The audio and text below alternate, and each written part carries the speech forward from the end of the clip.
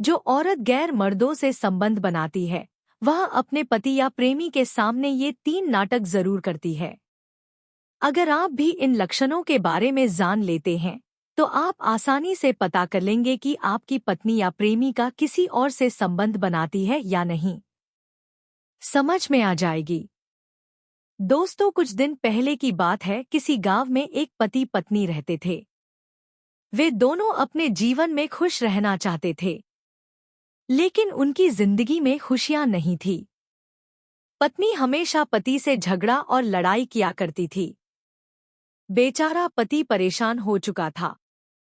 वह अपने माता पिता का आदर सम्मान करना चाहता था, लेकिन पत्नी की वजह से वह इतना परेशान हो चुका था कि उसे कुछ भी समझ में नहीं आ रहा था। पत्नी उसके माता पिता से भी झगड़ा और लड़ाई किया करती थी। धीरे धीरे उस पति की जिंदगी नर्क से भी बदतर होती जा रही थी। एक समय आया जब उसके माता पिता की मृत्यु हो गई। जब माता पिता की मृत्यु हुई तो पत्नी और ज्यादा खुशी महसूस करने लगी, लेकिन पति हमेशा अपनी पत्नी से प्यार करना चाहता था, जबकि पत्नी हमेशा उससे नाराजगी से पेश आती थी। समय इसी तरह बीतता गया। वह पति गांव में एक सेठ के यहाँ काम करता था। हर सुबह वह सेठ के यहाँ जाता और शाम को घर लौटता। उसकी जिंदगी इसी तरह कट रही थी। दोस्तों, वैसे तो पति पत्नी का रिश्ता एक पवित्र रिश्ता होता है और हर कोई इसे अच्छे से निभाना चाहता है, लेकिन कुछ ऐसी परिस्थितियां उत्पन्न हो जाती हैं जिनके कारण ये रिश्ते टूट जाते हैं और बिखर जाते हैं।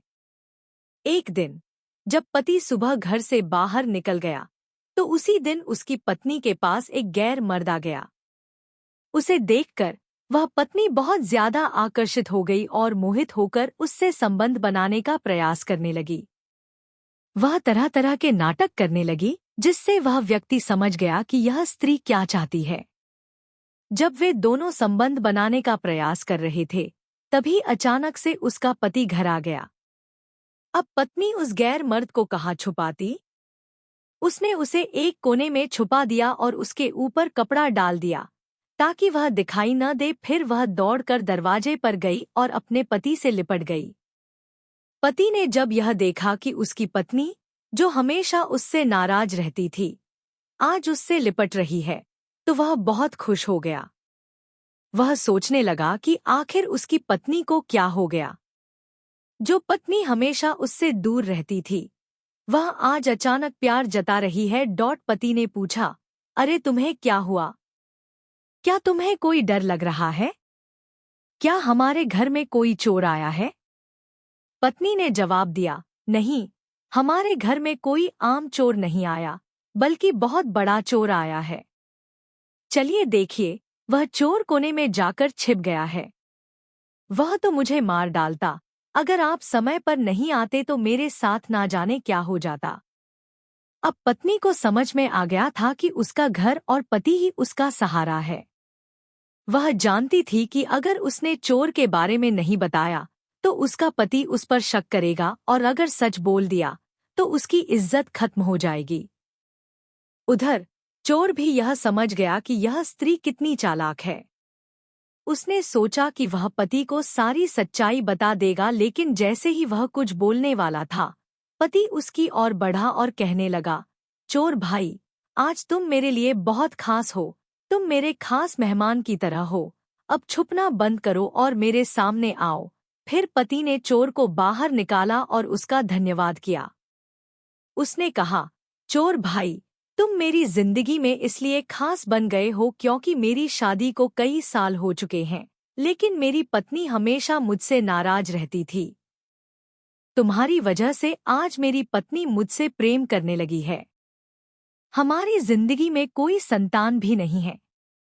मैं अपनी पत्नी से बहुत प्यार करता हूँ, लेकिन वह हमेशा मुझसे दूरी बनाए रखती थी। लेकिन आज तुम्हारी वजह से हमारी शादीशुदा जिंदगी फिर से अच्छी हो गई है। पति ने आगे कहा, चोर भाई, मैं आपसे एक आग्रह करता हूँ कि आप बार बार मेरे घर आते रहिए। जो भी सामान चाहिए वह चोरी करके ले जाए, लेकिन मेरी पत्नी की हत्या मत करना, और हाँ, आपको कोई भी नहीं रोकेगा। बस आपको बार बार आना होगा ताकि मेरी पत्नी आपको देखकर डर जाए और मेरे पास आकर लिपट जाए।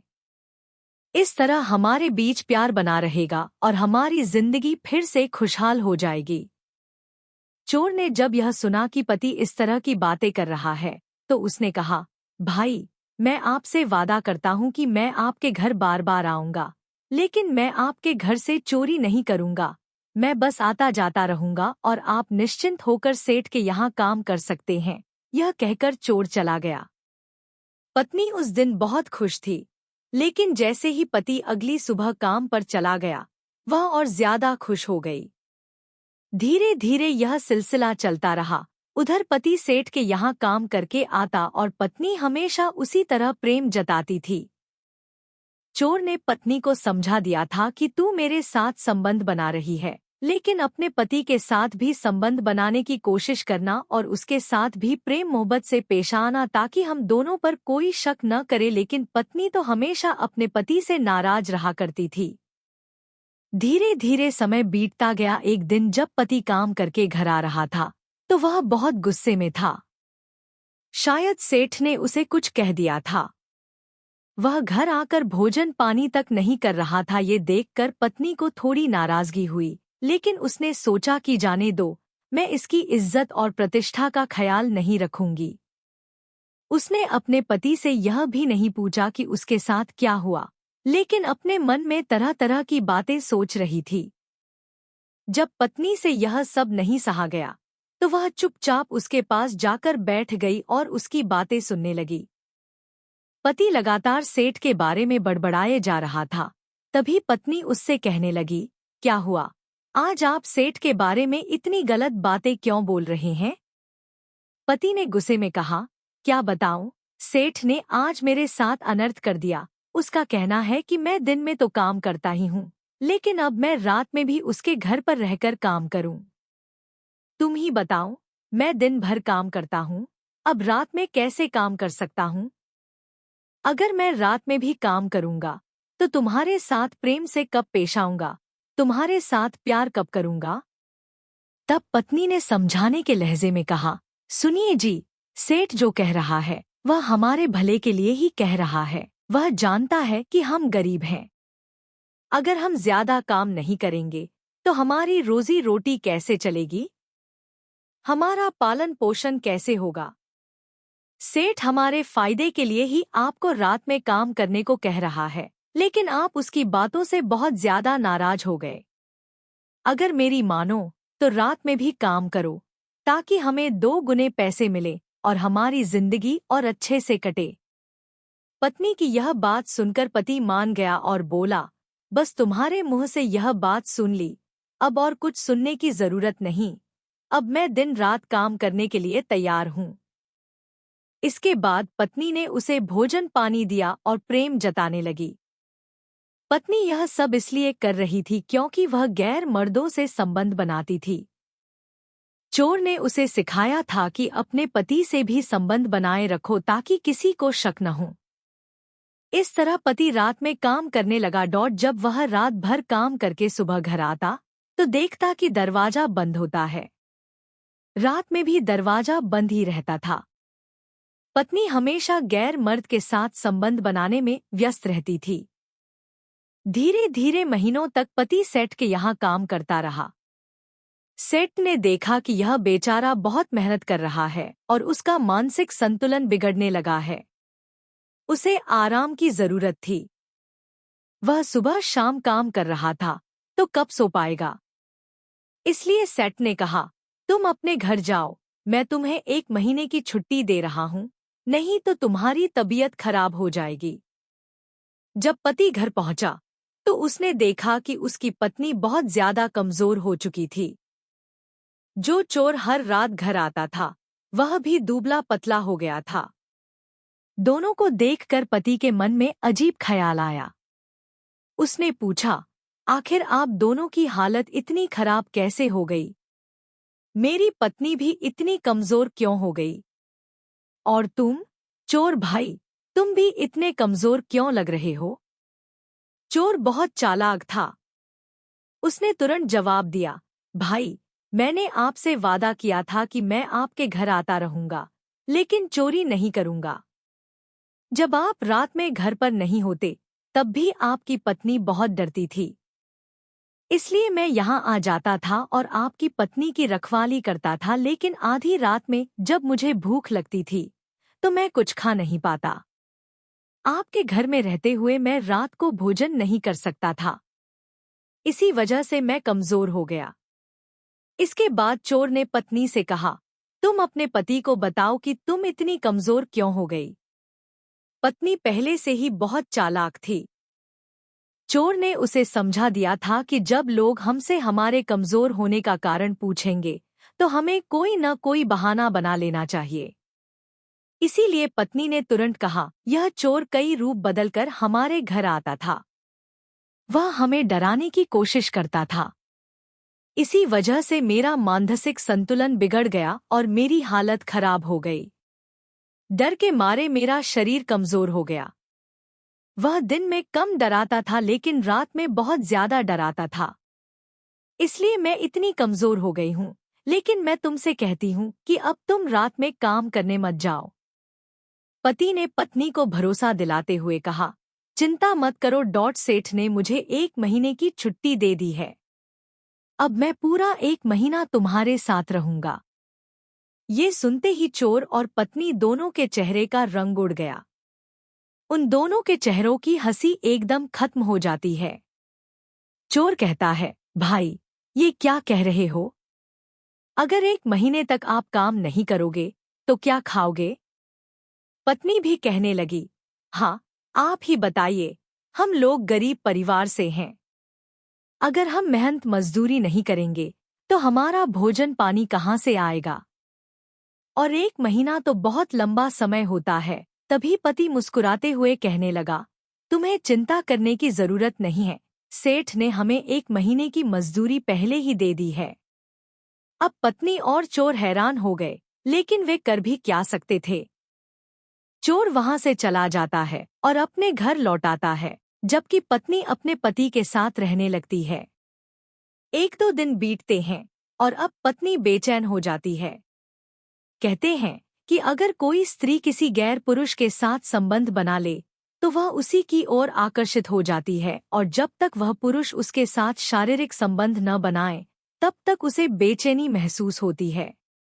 ठीक यही हाल उस चोर के साथ भी हो रहा था। वह अपने घर जाता, जहां उसकी पत्नी भी थी, लेकिन जब वह अपनी पत्नी के साथ संबंध बनाता, तो उसे संतुष्टि नहीं मिलती। अब दोनों बेचैन हो गए थे।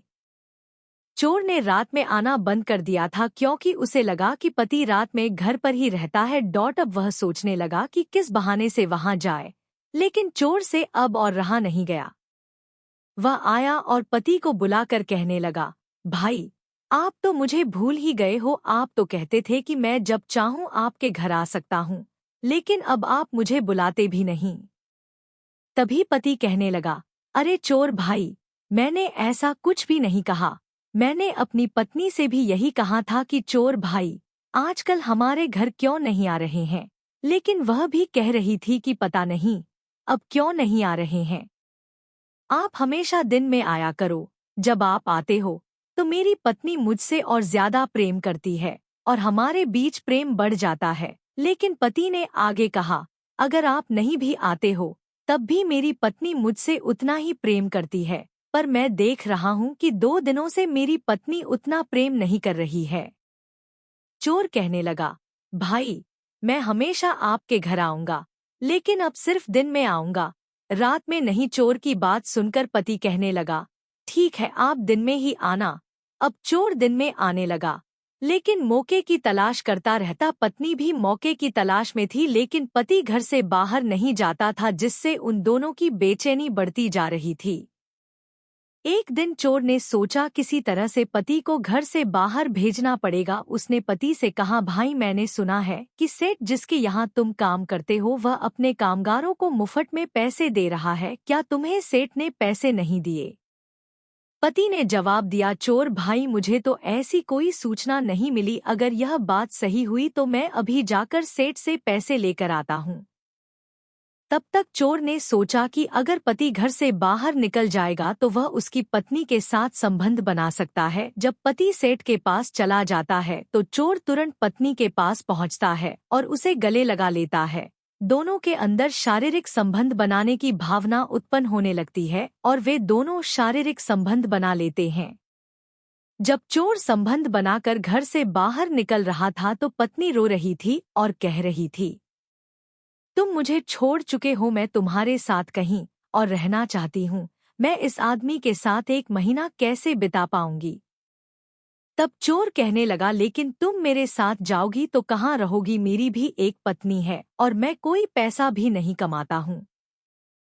तुम यही रहो, यही तुम्हारे लिए ठीक रहेगा, लेकिन मैं कम से कम तुम्हारी जरूरत तो पूरी कर ही रहा हूँ।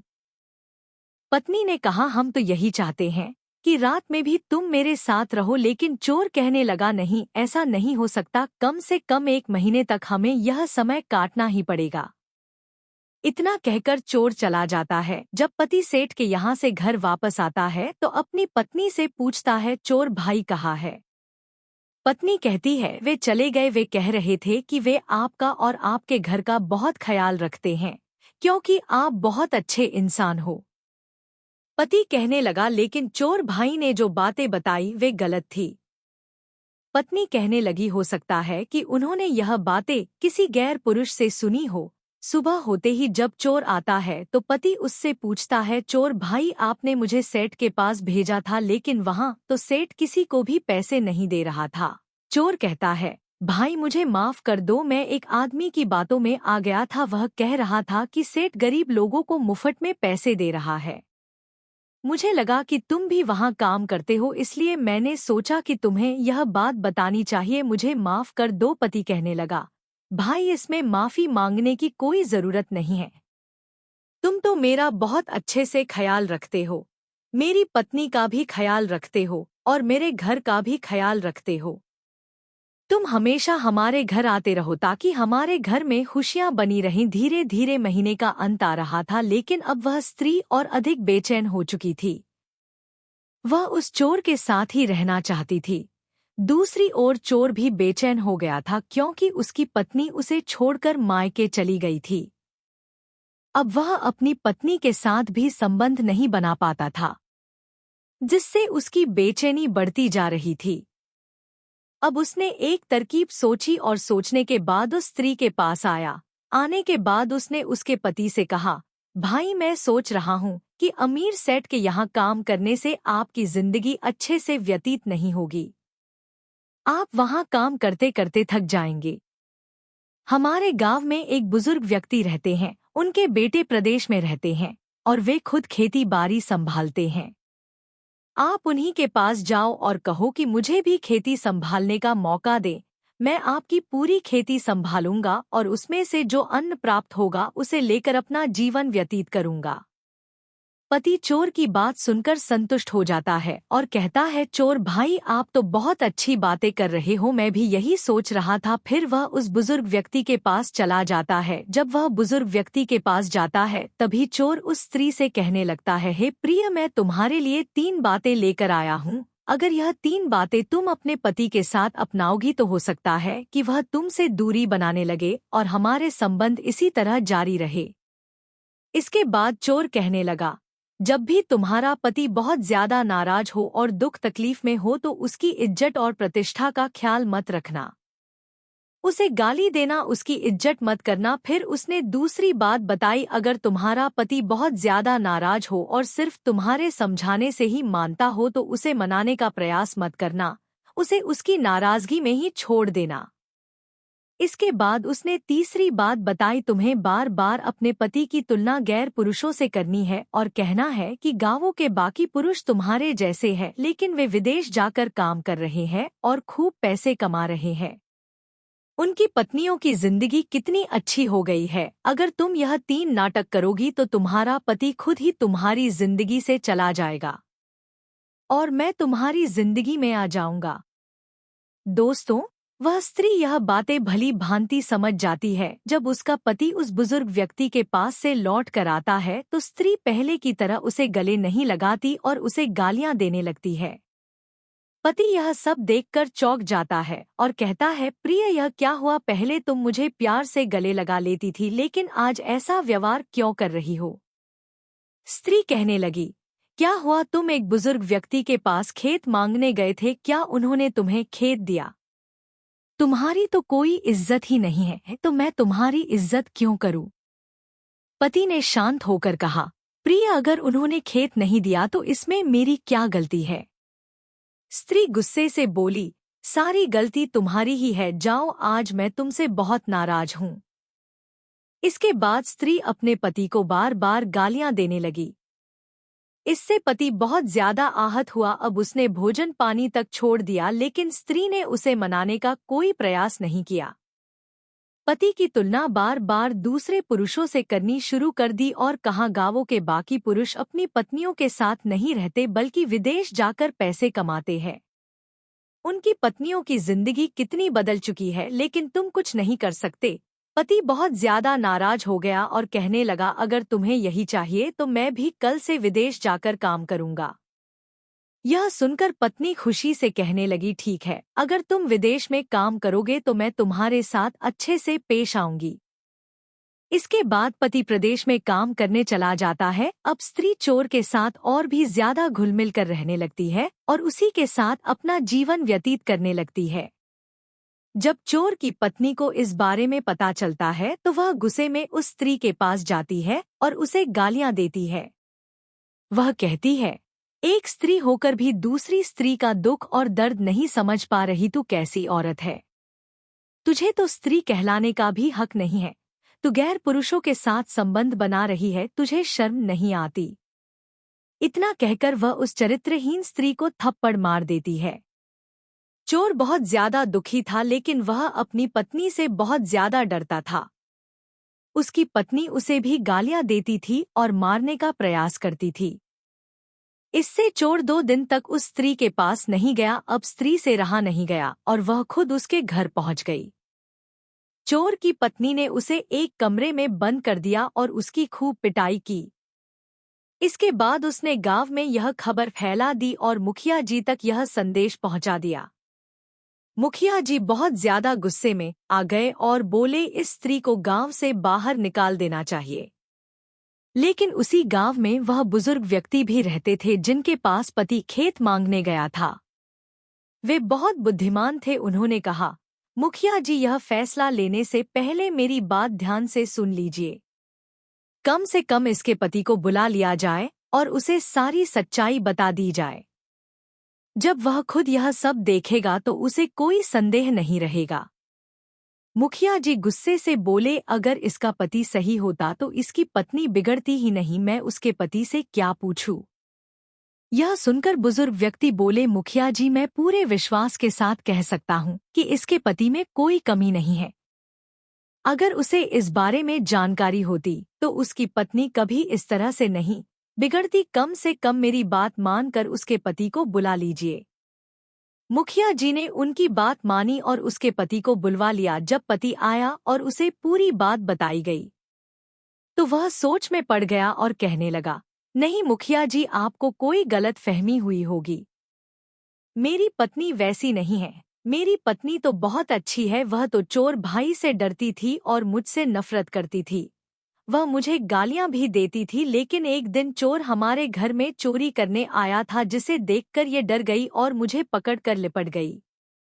जिससे मैंने चोर को आदेश दिया कि चोर भाई, तुम मेरे घर में हमेशा आना और इसी तरह चोरी करना, ताकि हम दोनों में प्रेम बना रहे, क्योंकि चोर की वजह से मेरी पत्नी मुझे से प्रेम करने लगी थी। तभी मुखिया जी कहने लगे कि मूर्ख, तुम नहीं समझ रहे हो, जो भी स्त्रियां गैर पुरुषों के साथ संबंध बनाती है वे अपने पति के सामने ये 3 नाटक करती है। जब मुखिया जी यह बात बताए कि जो भी स्त्रियां गैर पुरुषों के साथ संबंध बनाती है वह अपने पति के साथ ये 3 नाटक करती है, लेकिन वह 3 नाटक मुझे याद है और मैं भी अपने पिताजी से सुना था, क्योंकि मेरे पिताजी बताते थे कि बेटे, स्त्रियों के चरित्र पर भरोसा नहीं किया जा सकता है। लेकिन इस संसार में बहुत सारी स्त्रियां अच्छी भी होती है, लेकिन कुछ स्त्रियां ऐसी होती है जिनके चरित्र पर हमें कभी भी विश्वास नहीं करना चाहिए। उन्हें हमें परख लेना चाहिए और उन्होंने हमें ये 3 तरीके बताए थे कि जो भी स्त्रियां गैर पुरुषों से संबंध बनाती है वे अपने पति के सामने ये 3 नाटक करती हैं। उन्होंने कहा कि सबसे पहला नाटक यह है कि वह अपने पति की इज्जत कम कर देती है और पति को गाली देने लगती है। दूसरा नाटक यह है कि उनके पति नाराज हो जाते हैं, इसके बावजूद भी वह उन्हें नहीं मनाती है। तीसरा नाटक यह है कि वह अपने पति को दूसरे पुरुषों के साथ तुलना करती है और उन्होंने कहा कि इसके बावजूद भी स्त्रियां अपने पति को पकड़कर लिपट जाती हैं जब उनके जीवन में कोई अन्य पुरुष होता है। जब ये 3 बातें वह सुनता है तो वह पति बहुत ज्यादा बौखला जाता है और कहता है कि हे मुखिया जी, यह तो बात बिल्कुल सत्य है।